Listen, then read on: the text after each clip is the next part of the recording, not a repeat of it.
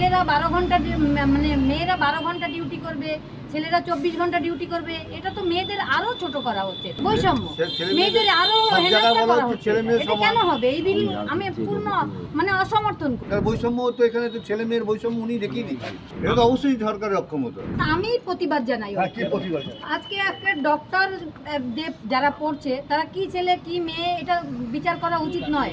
ছেলেরা 12 ঘন্টা মানে মেয়েরা 12 ঘন্টা ডিউটি করবে, ছেলেরা 24 ঘন্টা ডিউটি করবে, এটা তো মেয়েদের আরো ছোট করা হচ্ছে, বৈষম্য মেয়েদের আরো হেনস্থা করা হচ্ছে। এটা কেন হবে? এই বিল আমি পূর্ণ মানে অসমর্থন করি। সিএম মুখ্যমন্ত্রী যে বিলটা এনেছে সেখানে বেশ কিছু সংশোধন করা হয়েছে। না, এই যে আমি যেটা শুনেছি এটা আমি প্রতিবাদ করেছি। কি শুনেছেন কি বলবেন? এটা এই যেটাই শুনেছি মেয়েদের 12 ঘন্টা কেন এটা ছেলেরা বেশি কাজ করবে, মেয়েরা 12 ঘন্টা বেশি কাজ করতে পারবে না।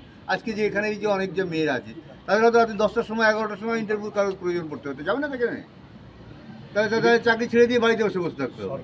তার বৈষম্য তো এখানে তো ছেলে মেয়ের বৈষম্য উনি দেখিয়ে দিচ্ছেন, এটা তো অবশ্যই সরকারের অক্ষমতা।